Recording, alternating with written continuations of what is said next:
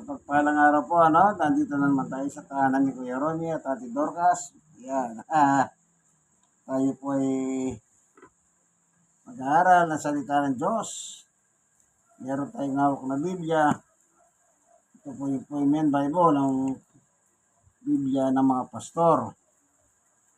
Malapit na po yung mahal na araw. Siyempre, kapag dumarating po ang mahal na araw, ang dito man makikita iba't ibang mga senaryo. Halimbawa, yung iba, yung mga nagpipilitisya para daw mabawasan ng kasalanan. Yung iba naman, umakyat sila sa mga bundok. Doon po sila nagkukulong sa bundok, nagsasakripisyo. Iba-ibang layunin ng kanilang pagpapakahirap. Sakripisyo, ika nga, para matanggal ang kasalanan o mabawasan. Lahat yan ay nasa inyo po yan. Malaya po tayo na gawin ang ating mga sa tingin natin tama. Pero siyempre, pag titignan mo ang Biblia, kailangan na sukatan yung nasa Biblia. Po, kasi pagdating po sa Diyos, natural, kailangan yung nasa Biblia po ang gagawin natin. Anong tawag dito? Kung meron man tayong mga, kumbaga sa pelikula may script. Ang Biblia po ang script, ano? Ngayon sa pagpapakahirap po ng katawan, sometimes kumisan hindi na po karapat dapat eh. Sa amin po, sa may Pampanga, yung mga penitensya, nagiging kengkoy na, kengkoy. Hindi na po parang nasa piyesta ka na, katatawanan. Kung inyo po makikita sa mga YouTube, yung mga pinakikita nila, pati ang pagpapako sa cross, hindi naman po kailangan ng magpakahirap pa tayo ng ganyan para sabihin natin matanggal ang ating kasalanan o mabawasan man. Kasi dito po sa libro ng Hebreo, kung inyo po papasinin dito sa babasahin natin sa Hebreo 10:10. Pero bago tayo magsisimula, tayo muna ilalapit sa Diyos upang ang Diyos ang gagabay sa atin. Panginoon Diyos, aming Ama na makapangyarihan sa lahat, minsan pa, samahan mo po kami sa aming pagbubulay ng iyong salita, sapagkat ang iyong salita ay katotohanan. Salamat po sa pangalan ni Jesus. Amen. Dito sa Hebreo 10:10, at dahil sinunod niya ang kalooban ng Diyos, tayo ay ginawang banal ni Yesu Kristo sa pamamagitan ng misanang paghahandog ng kanyang sarili, at iyon ay sapat na. Yung ginawa ni Yesu sa ibabaw ng krus, minsan lang po yun, tama na. Hindi na po tayo dapat magpakahirap pa, na kagaya na nakikita natin, yung nagpipinitensya. Halos wala na po sa kasulatan yung ginagawa nila eh. Saka ba nakakita, pinapalo sa katawan, nakatali yon. Yung tali, may apat na lubid na katali sa kanyang baywang. May umatak sa likod, may umatak sa tagiliran, may umatak sa harapan. Sipin nyo yun, pagkatas pinapalo pa nila sa picture ng tabla, hindi nakatabla na pinamamalo. Kaya kung minsan makita mo po yun, kinakamot niya yung pit niya. Masakit po yun eh. Pag nakikita ko yun, natatawa ako eh. Pinapalong ganyan, ay talagang kumisan sa sakit. Hindi na niya o siguro para kayo pwede magwala siya eh. Meron naman yung sinusugatan ng katawan. Tapos pinapalo, pinadudugo yung katawan.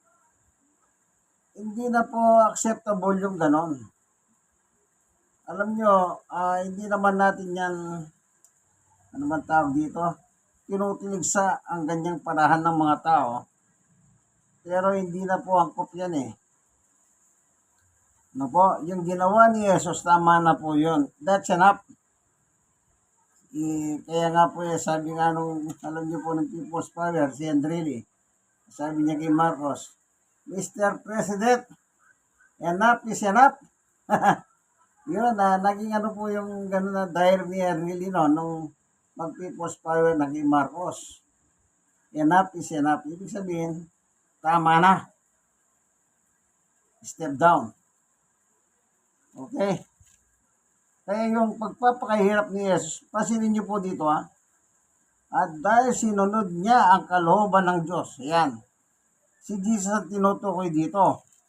Kasi dito sa nakalagay dito sa, kung pupunta lang tayo dito sa verse 7. Kaya sinabi ko, sabi ni Jesus, ako'y narito, ho Diyos, upang sundin ang iyong kalooban ayon sa sinasabi ng kasulatan tungkol sa akin. Mismong si Jesus po, nakahula kasi yan. Hula na siya po yung magpapakahirap. Kumbaga yung nakahula sa kanya, kailangan maganap sa kanyang panahon. Tingnan natin doon sa isang kasulatan. Yung hula po kay Jesus sa Old Testament, kailangan maganap yon sa panahon ng New Testament. Halimbawa, yung pagpapanganak sa kanya, hula po yun sa 7:16 ng Isaias. 9:6, si Jesus po yun. Meron dito nakalagay, babasahin natin, no? Ito, sa chapter 53, ito po yung mababasa, sabi niya rito, 53:3 ng Isaias. Inamak siya ng mga tao at itinakwil. Nagdanas siya ng abdi at hirap. Wala man lang pumansin sa kanya. Binaliwala natin siya, parang walang kabuluhan. 4. Tunay ngang inalis niya ang ating mga kainahan. Pinagaling niya ang ating mga karamdaman. Subalit tinakala natin iyon ay parusa ng Diyos sa kanya. 5. Ngunit dahil sa ating mga kasalanan, kaya siya nasugatan. Siya binugbog dahil sa ating kasalanan. Tayo gumaling dahil sa hirap na dinanas niya at sa mga hampas na kanyang tinanggap. 6. Tayo lahat ay tulad ng mga tupang naligaw. Nagkanya-kanya tayo ng lakad. Ngunit ipinataw ni Yahweh sa kanya ang kaparusang tayo ang dapat tumanggap. O, kita niyo po? Yan inula yan. 7. Siya'y binugbog at pinahirapan. Ngunit hindi kumibo kahit isang salita. Tulad ng tupang nakatakdang patayin. Parang korderong hindi tumututol kahit sa agupitan. At hindi umimik kahit kaunti man. Yan po yung mga hula sa kanya. Yung pagpapakahirap po ni Jesus Christ. Ano po? Yung kasalanan natin, anong sabi rito? Tayong lahat ay tulad ng mga tupang naligaw, nagkanya-kanya tayo ng lakad. Ngunit ipinataw ni Yahweh sa kanya ang kaparusang tayo ang dapat tumanggap. Yung kasalanan natin, may katumbas na parusa po yun. Dahil sa mahal tayo ng Diyos, 1:16, gayon na lang ang pag-ibig ng Diyos sa mga tao, kaya binigay ang kanyang kaisa-isang anak ang ating Panginoong Yesus, na sino masumampalataya sa Kanya ay hindi maparusahan, kundi magkaroon ng buhay na walang hanggan. Lahat ng kasalanan po ipinataw ng Diyos sa Kanya. Sa Kanyang anak mismo. Yung kasalanan natin, siya po ang nagbata. Siya ang naghirap. Yun, wala yun. At ang katuparan ay sa New Testament kay Jesus Christ. Kaya bakit kaya ginagawa pa ng katawang mga pagpapakahirap sa kanilang katawan? Naglalakad, may pasan-pasan na krus, napakahaba. Oh. Para saan? Sabi ng ilan, pag na-interview sa television, para mabawasan ang kasalanan, o kaya meron silang pinananata kasi meron silang mahal sa buhay na merong malabang karamdaman, nawa pagalingin sila sa Diyos. Marami pong mga rason. Pero tama na po yung kumpleto na. Ba't kailangan mo pang gawin ang ginawa ni Jesus? Sabi nga, tingnan niyo po ha, tayo ginawa ay, at dahil sinunod niya ang kalooban ng Diyos, sinunod niya. Kasi po siyang inihandog. Kung mapapasin natin dito, meron nakalagay pa dito Dito sa Hebreo pa rin po. 18, sinabi muna niya, hindi mo ninais na kinalugdan ng mga halay na handog, na hayop, mga handog na susunugin at mga handog dahil sa kasalanan. Kahit ito'y inihandog ayon sa kasulatan, kautusan, saka niya dinugtong, ako'y narito upang sundin ang iyong kalooban. Sa ganitong paraan, inalis ng Diyos ang unang handog at pinalitan ng handog ni Kristo. Yung lahat ng mga seremonyas noon para mapatawad ang kasalanan ng tao, inalis lahat. Dahil hindi na po ninais ng Diyos o hindi na gusto ng Diyos ang ginagawa ng tao. Kaya ginagawa ngayon, yung kaya gusto ng Diyos, mayroong nagpapapako sa cross. Si Mr. Renais, yung sa may Kakutob. Sa ibang lugar, sa may Malolos, mayroon din ganyan. Sa parting Bisaya, mayroon din ganyan. Hindi na, kumbaga, para ng parang ginawa na nilang sarsuela. Ang tanging gagawin mo lang, kaibigan, yung sinabi ni Jesus nung magsimula siyang mangaral dito sa ibabaw ng lupa.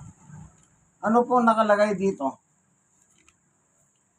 Tinupad na ni Jesus yung mula sa kanya sa Biblia sa Isaiah 53. Naganap na yun Kaya mismo sabi niya nga sa ibabaw ng krus, sabi niya, naganap na. Ano pang gaganapin natin, kaibigan? Nang iniyuko niya kanyang uling inika ni Jesus, naganap na.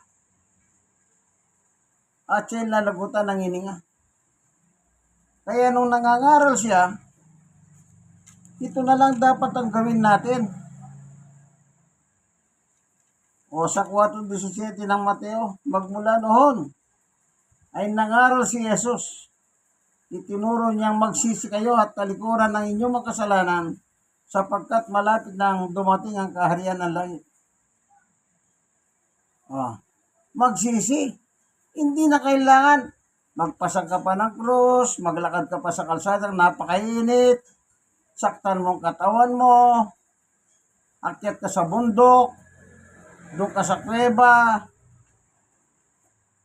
Wala nang ganyanan, kaibigan.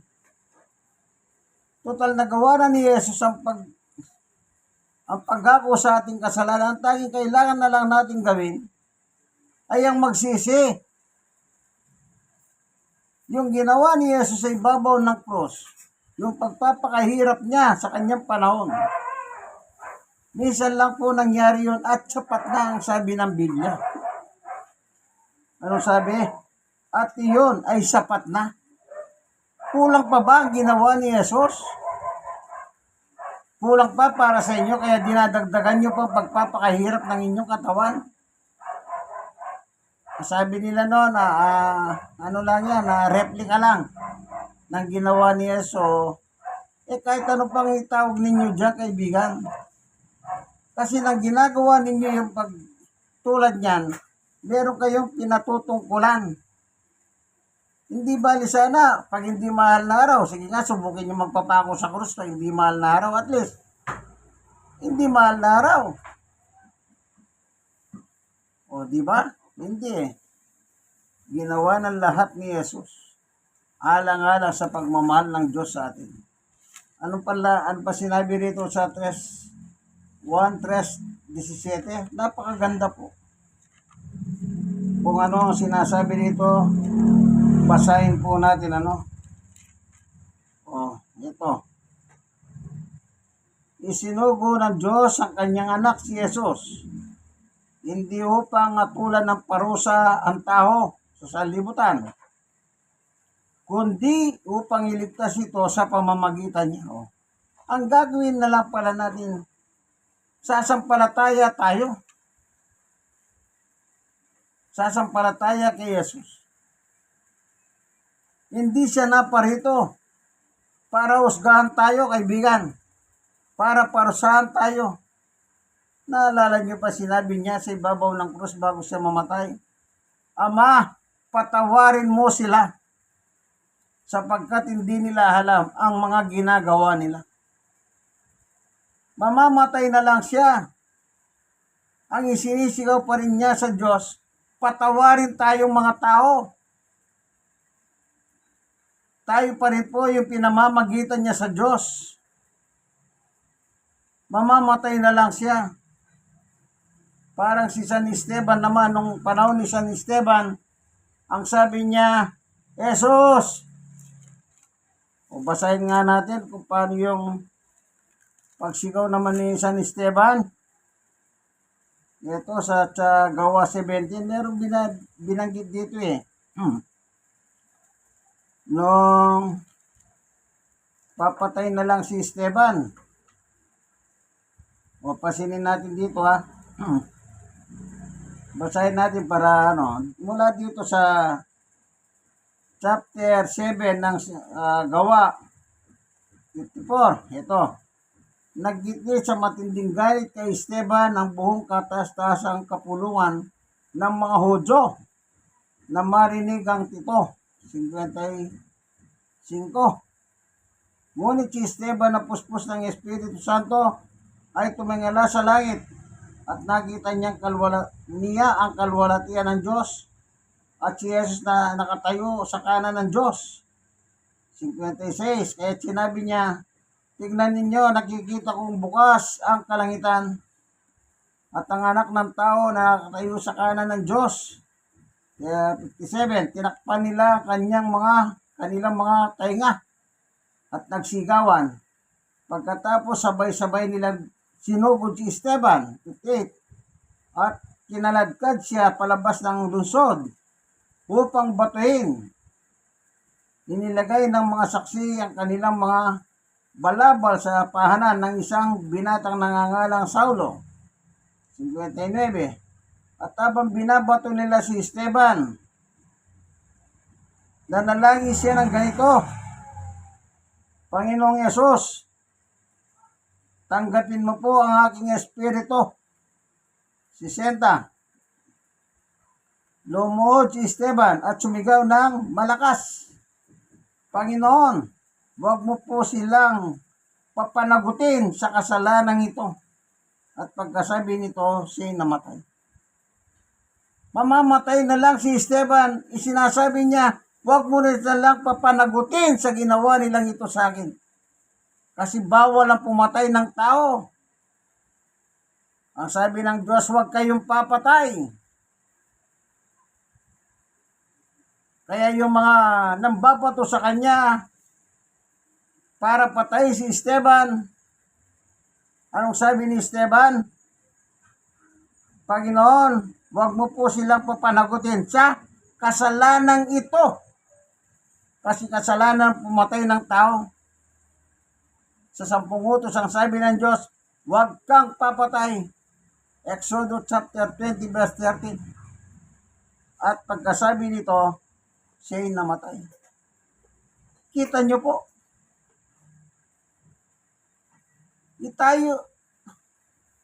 tayong mga tao pa rin ang inaalala ni Esteban. Ganon din si Jesus, tayo pa rin ang inaalala ni Jesus. Tayo kaya, ano kaya naman ang aalalahanin natin? Simple lang, sabi ni Jesus, magsisi kayo. Talikuran ng kasalanan para paghariya kayo ng Diyos. So anong dapat natin gawin? Magsisi. More than 1,000 years ago, ginawa na ni Jesus ang pagpapakahirap sa ibabaw ng krus. Kaibigan, tama na. Tama na. Magsisi na lang tayo. Tanggapin na lang natin ang katotohanan na meron ng tumubos ng ating kasalanan. Kaya kung tawagin siya, Kordero ng Diyos.